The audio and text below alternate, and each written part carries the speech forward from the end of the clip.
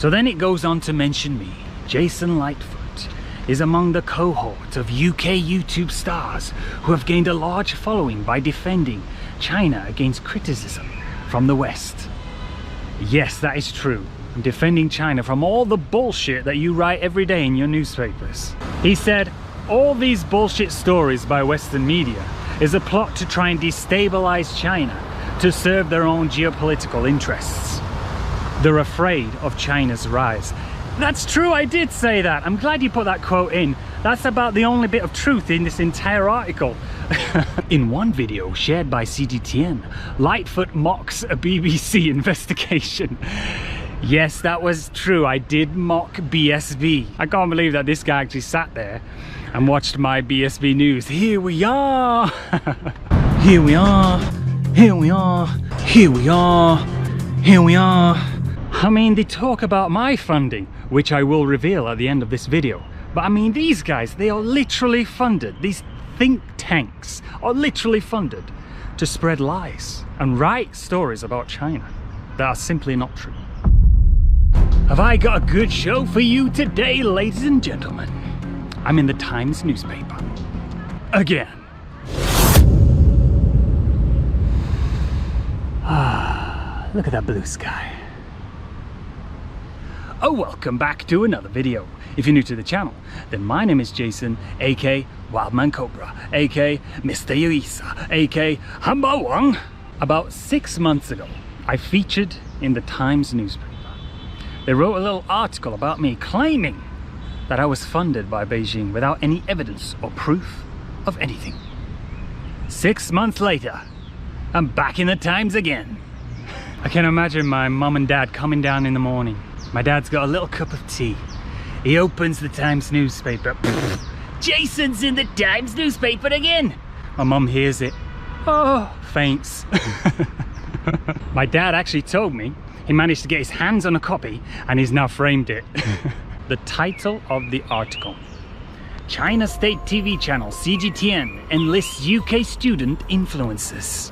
China's state TV station has been targeting British university campuses and offering students the chance to win thousands of pounds by becoming pro-Beijing social media influencers, the Times can reveal. Oh my God. Now, they're referring to a competition that is being run by CGTN, and it's called the Media Challenges. CGTN is giving ordinary, regular people around the world from any country a chance. Maybe you've always had a dream to be a presenter, a host, a vlogger, a news anchor, right? But you never pursued that dream, or your life went a different direction. But now CGTN is basically giving you a chance to get your foot in the door with this competition. And so you send in a 3-minute video of yourself showing your skills, your talents, and as if you were a host or a presenter. And if you win 10,000 US dollars. You get professional multimedia training from CGTN, and then at the end of it you get a full-time job or a part-time job at CGTN. I mean, it sounds like an amazing competition. But wait, hold on a second. Why would the Times write this? That sounds great. They didn't write this. They had to twist everything about this competition to make it seem as if it's some evil, nefarious program that is being run by the Chinese government to recruit people to push Chinese propaganda. When actually all it is CGTN, they're trying to recruit talented people to report the news, to report the truth, something Western media seems to know very little about. So in this article, it then goes on to claim that some Chinese students in Manchester and Leeds University in the UK have applied for this competition and they've sent in their video. Now, you're probably not going to believe this, right? But after this little twerp, this novelist, right, he's written and insinuated that this competition is some evil program for the Chinese government to recruit people to push propaganda, to become these kind of spies, right? He then goes on to post the faces of these innocent young Chinese students in the newspaper. And then he writes a little story about them, claiming that they've joined this campaign. Look, that's them. As if like targeting on them. I mean, can you imagine how much hate that is going to provoke onto them? They're already dealing with enough hate with the whole Asian hate thing in the UK, and now you have printed their faces in the newspaper. I mean, this guy is despicable. Now, where do I come into all of this? Well, we're about to find out. I promoted this competition. CGTN, they asked me to do a little video just asking for people to apply, and they told me about the competition. I thought it was a great idea and agreed to it. And then I said, can I apply myself? And they was like, no. And then I was like, why not? And then I knew, because they thought I would probably win it. So then it goes on to mention me. Jason Lightfoot is among the cohort of UK YouTube stars who have gained a large following by defending China against criticism from the West. Yes, that is true. I'm defending China from all the bullshit that you write every day in your newspapers. In one video shared by CGTN, Lightfoot mocks a BBC investigation. Yes, that was true. I did mock BSB. I can't believe that this guy actually sat there and watched my BSB news. Here we are. Here we are. Here we are. Here we are. Here we are. Here we are. Here we are. It's a complete war zone. He said, all these bullshit stories by Western media is a plot to try and destabilize China to serve their own geopolitical interests. They're afraid of China's rise. That's true, I did say that. I'm glad you put that quote in. That's about the only bit of truth in this entire article.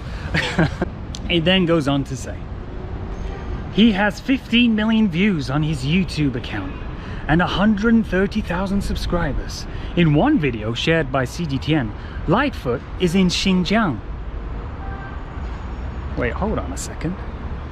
I've never even been to Xinjiang in my life. I mean, it shows you, this kind of guy. I've never even been to Xinjiang in my entire life. Basically what he's done, he's seen the topic of the video is about Xinjiang. The thumbnail, probably he thinks that's Xinjiang. Most likely he didn't even watch the video that he is reporting on. I mean, can you believe it? Hey, the Times! Why don't you hire some proper journalists for once instead of hiring novelists who just write whatever they want? What a joke. This is the exact same place where I was to take that thumbnail. I never in the video said I was in Xinjiang. The topic of the video was Xinjiang. And I was here in Guizhou province. I mean, I know he probably saw the thumbnail and was like, oh, look over there. Look over there. There's a camp. It's a goddamn kindergarten. You're not going to believe this. I was just checking the article on my phone and I refreshed it. And the part where it says I went to Xinjiang has now disappeared. They corrected it. Can you believe it? Hey, hold on, Times. Don't try and cover your tracks. Don't try and scurry away like a little rat. I've already taken pictures of it. I've got the evidence here that you're hiring novelists. Don't try, and also it's on the paper copy, which I have bought and framed. You've got comments from people like Sir Ian Duncan Smith. I mean, this dude is literally banned from ever entering China ever again in his life, and his family is also banned because of the amount of lies that he spreads about China. And then you've got some dude from the Henry Jackson Society. Now, what exactly is the Henry Jackson Society? Well, let me tell you. In 2017, the Henry Jackson Society was accused of running an anti-China propaganda campaign after the Japanese embassy gave them a monthly fee of £10,000. The campaign was said to be aimed at planting Japan's concerns about China into British newspapers. I mean, these are the kinds of comments from people or societies that you've got in this article. They're already anti-China. They get paid. They literally get paid to be anti-China. What more can I say? Investigative journalist Jason Berger. I rest my case. I mean, they talk about my funding, which I will reveal at the end of this video. But I mean, these guys, they are literally funded. These think tanks are literally funded to spread lies and write stories about China that are simply not true. there's a funny part in the article, and it's talking about CGTN after they got banned by Ofcom.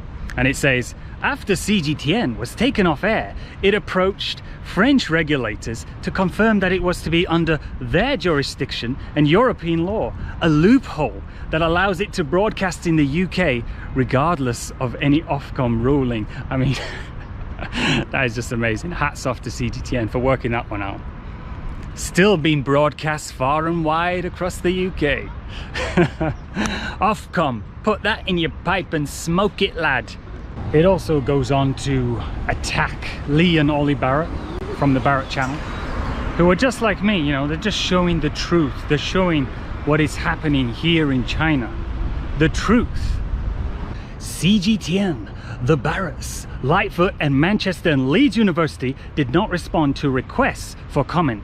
Well, I can tell you why I didn't respond to a request for a comment. Because your email went directly to my junk folder, so I never saw it.